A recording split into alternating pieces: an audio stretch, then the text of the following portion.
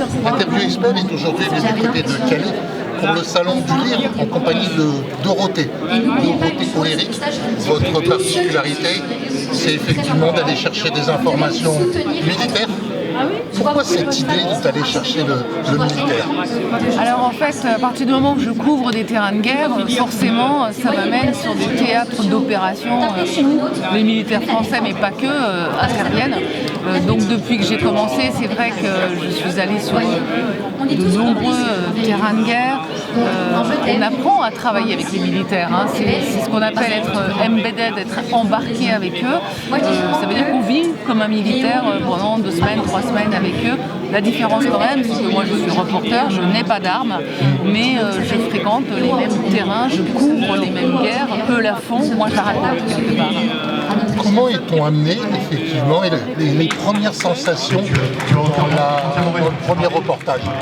Alors la première fois que j'étais dans un pays en guerre, c'était en Angola. J'ai vraiment vécu un baptême du feu. Et pour la petite histoire, il y a eu des bombardements. J'ai cru au départ, je voyais des flashs avec de la lumière, j'ai cru que c'était l'orage. Et j'étais au fin fond de l'Angola avec des casques bleus canadiens. Et tout de suite j'ai entendu les gens courir et partir en disant on nous bombarde, on nous tire dessus, il faut vite évacuer, vite partir. Et moi j'avais cru que c'était un orage et j'ai vite compris après que non, c'était vraiment des bombes. Et alors là il y a une espèce de sensation d'inquiétude, de peur, mais tout de suite il faut trouver les moyens grâce à l'adrénaline de partir, de ne pas craquer en fait. Et après c'est une habitude pour moi. On apprend à analyser les bruits de la guerre, d'où partent les obus, est-ce que c'est un départ d'obus, est-ce que c'est une arrivée, pour reconnaître, pour savoir où se place le danger, où est le curseur, comment se protéger et comment filmer, parce que mon métier c'est de ne pas me cacher quand ça arrive, mais d'être souvent aux premières loges des combats, dans les tranchées en Ukraine, avec les soldats quand ils sont en opération. Votre plus grande peur, votre plus grande sensation pendant toutes ces années, ça a été laquelle? Alors la plus grande peur, c'est un simulacre d'exécution en Égypte, le 17 août 2013, où on s'est retrouvé face à un mur, les yeux bandés avec mon équipe, où ils ont menacé de tirer. Enfin, jusqu'au dernier moment, on a cru qu'ils allaient nous tuer. Et en fait, c'était un simulacre pour nous impressionner. Et là, ça a été quelque chose, effectivement, d'assez terrifiant.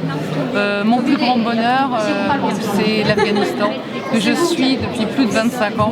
J'étais en 96 à l'arrivée des premiers talibans et j'étais encore, il y a 3 ans, au retour des talibans. Et le courage des Afghanes me porte, je ne peux pas abandonner ce pays, il faut que j'y retourne pour raconter le courage de ces femmes, la souffrance de ces femmes, le manque de liberté.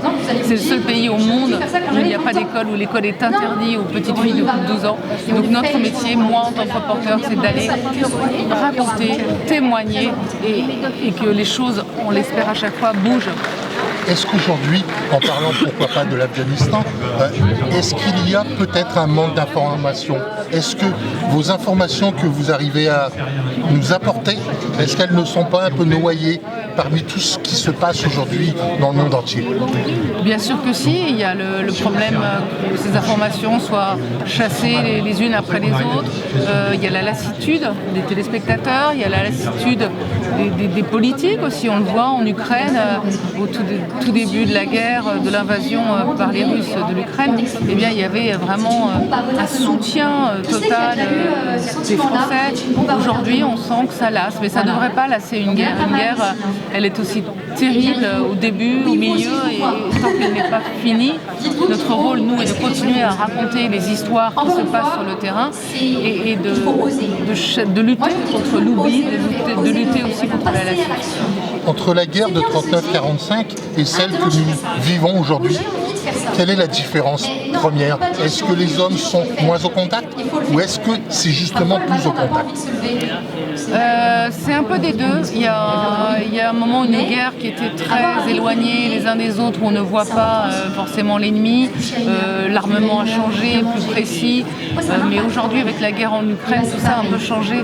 En fait, on voit le retour des tranchées, comme en 14-18. Les hommes se font face à 500 mètres entre 2-3 déclenchée et la guerre redevient comme elle était. Alors la menace aujourd'hui, c'est surtout les drones. Il y a énormément de drones de reconnaissance russes qui permettent de guider l'artillerie russe sur les positions ukrainiennes. Et il y a aussi également toutes les drones kamikazes, donc voilà, un risque de missiles. La guerre n'est jamais tout à fait la même et jamais tout à fait différente. La question qu'on voudrait vous poser, mais qu'on a peur de la réponse, est-ce qu'aujourd'hui on peut avoir peur en France de ce qui se passe en Ukraine? Je pense que les Français ont eu très très peur. Au début, jamais ils ont eu une guerre aussi proche chez eux. Donc moi je l'ai senti cette inquiétude des Français. Savoir si ça peut déborder, c'est difficile à dire, bien entendu. J'ai l'impression que plus cette guerre dure, moins le risque qu'elle s'exporte en Europe existe. C'est mon sentiment. Le cas échéant, je vous donnerai une baguette magique. Je vous propose de faire un de vos vœux. Lequel serait-il? La paix, évidemment, la paix, que toutes ces souffrances des civils, toutes ces morts souvent inutiles cessent. Est-ce que vous aimeriez effectivement ne plus avoir besoin de partir dans ces pays pour ne plus être reporter et avoir une paix durable? On y croit un peu ou pas? On l'espère bien sûr et je ferai autre chose le jour où il n'y aura plus que la paix. Merci. Merci bien.